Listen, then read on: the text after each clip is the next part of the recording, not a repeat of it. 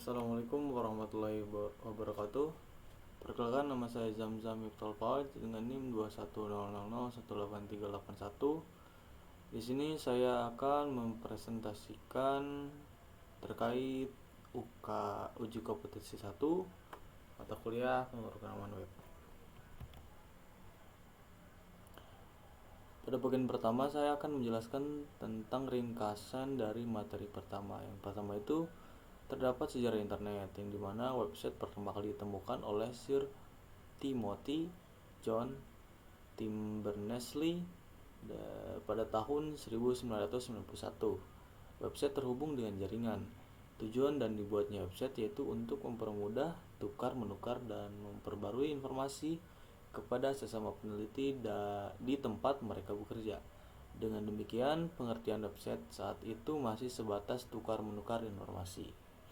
Yang kedua, terdapat www, yang dimana diartikan dengan World Wide Web, yaitu suatu ruang informasi di mana sumber dayanya berguna diidentifikasi oleh pengenal global, disebut Uniform Resource Identification atau URI.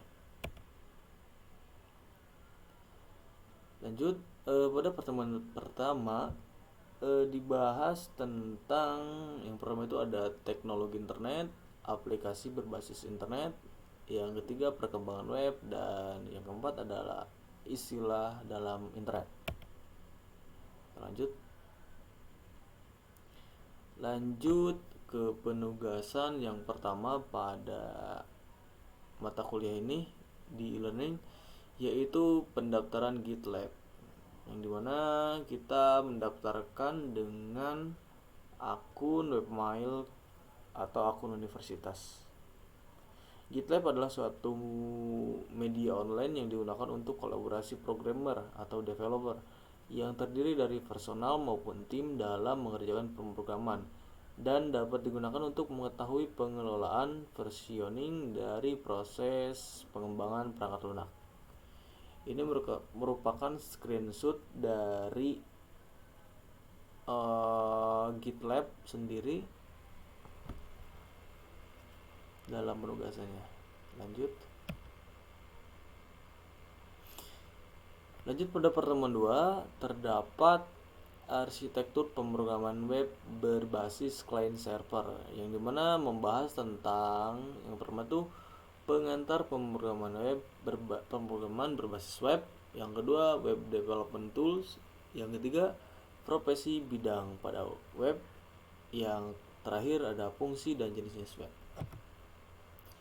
Lanjut, pada pertemuan 2 terdapat tugas yang terdiri banyak. Yang pertama itu ada client side dan server side. Yang kedua, editor source code, web server localhost, tools kolaborasi invite member, pemasangan git clean. Nah, untuk yang pertama itu melakukan pengamatan dan analisa dari berbagai sumber terkait client side server side menggunakan tabel perbandingan. Ini merupakan tabel perbandingan dari client side dan server side.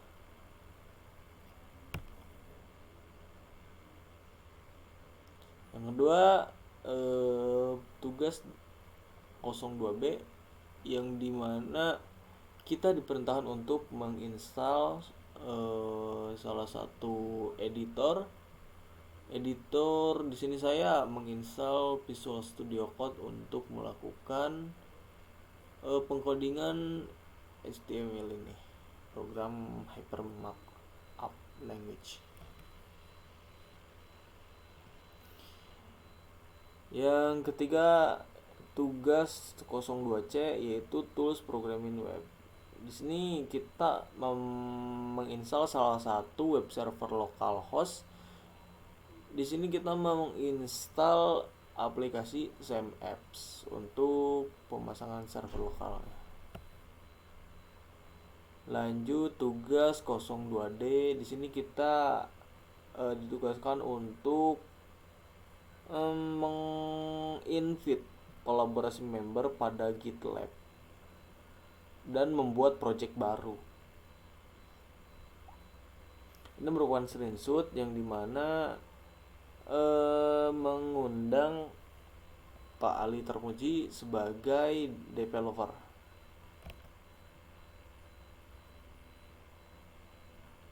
Lanjut ke pertemuan 3. Di sini kita membahas client side programming dan sintak dasar HTML, data dan formatting. Yang di dalamnya membahas tentang pengantar HTML, sejarah HTML, sintak dasar HTML, dasar tag dan propertinya. Pada tugas pertemuan pertama yaitu 03A, yaitu pemahaman tentang HTML. Di sini kita ditugaskan untuk membuat sebuah artikel yang membahas tentang HTML atau Hypertext Markup Language. Tugas yang kedua 03B yaitu memformat sebuah paragraf di HTML. Pada HTML sendiri tag paragraf dilambangkan dengan huruf P dengan tanda kurung yang lancip yang ditutup oleh garis miring dan kurung lancip juga. Untuk menandai suatu paragraf, suatu paragraf akan terlihat dan dibatasi oleh suatu baris kosong yang sebelum dan sesudahnya, yaitu ini. Dan ini merupakan contoh dari pembuatan paragraf programnya. Dan ini merupakan hasil luaran pada websitenya, pada browser maksudnya. Selanjutnya ada 3D, yaitu tugas 3D di mana membuat teks pangkat atas dan bawah HTML. Di sini kita ditugaskan untuk membuat unsur kimia pada kimia. Dan pada programnya, sesuai programnya, di sini terdapat hidrogen, helium dan lain sebagainya dan dibuat seperti perpangkatan. Di sini digunakan sub dan sub untuk melakukan perpangkatan, di mana sub dikatakan di bawah dan sub itu pangkat di atas. Oke. Ini output dari program tersebut. Lanjut ke tugas 3E yaitu tag ganti baris atau BR. Tag ganti baris atau break row bisa disebut BR. Sintaksnya tuh ini dilakukan untuk perpindahan baris ke baris berikutnya. Ini merupakan contoh pada hasil luaran di browser. Selanjutnya tugas 3F tentang tag font face. Di sini saya menggunakan tag font face sebagai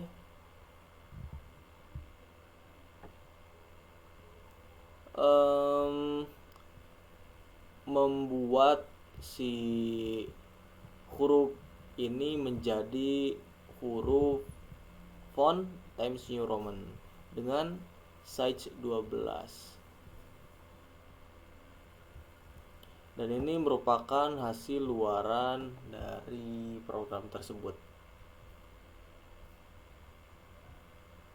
Oke, lanjut ke tugas 3G. Di sini tugasnya itu menyisipkan gambar dan scoring pada HTML.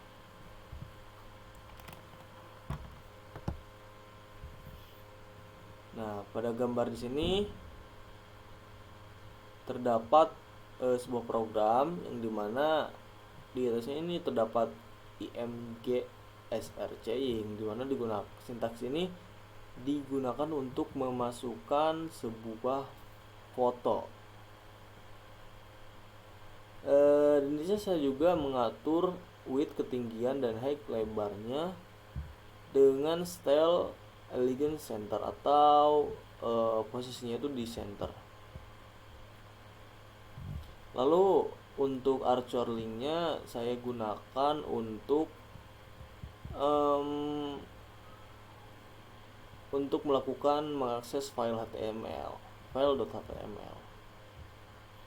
Ini mana dalamnya tentang UAD Universitas Ahmad Dahlan. Ini merupakan tampilan dari hasil output programnya.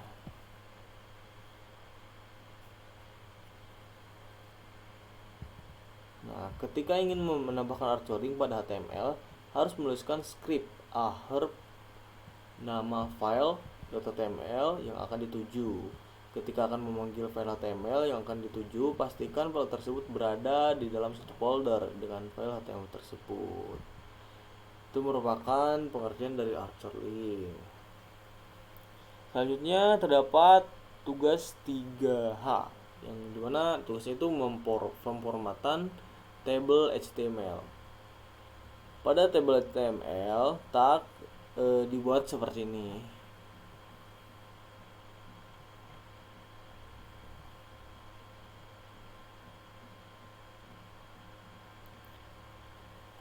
Dibuat seperti ini tagnya.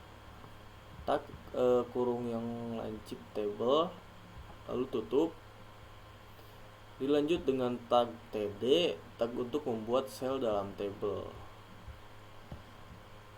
dan tag tr untuk membuat baris pada table. Nah, ini merupakan program dari HTML tersebut. Ini tag table yang digunakan untuk membuat table, lalu tag td yang digunakan untuk membuat sel dalam table, dan tag tr digunakan untuk membuat baris pada table. Dan ini merupakan output dari program tadi.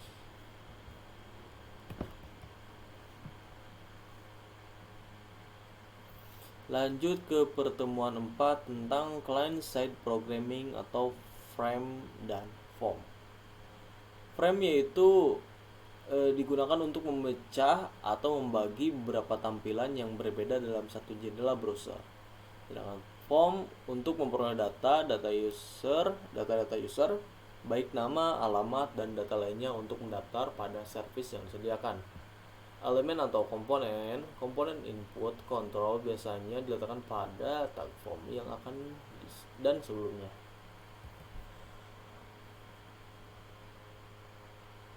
Lanjut ke tugas pertemuan 4.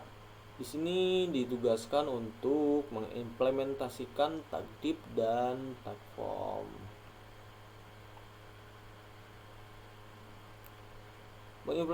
Mengimplementasikan elemen div dan form.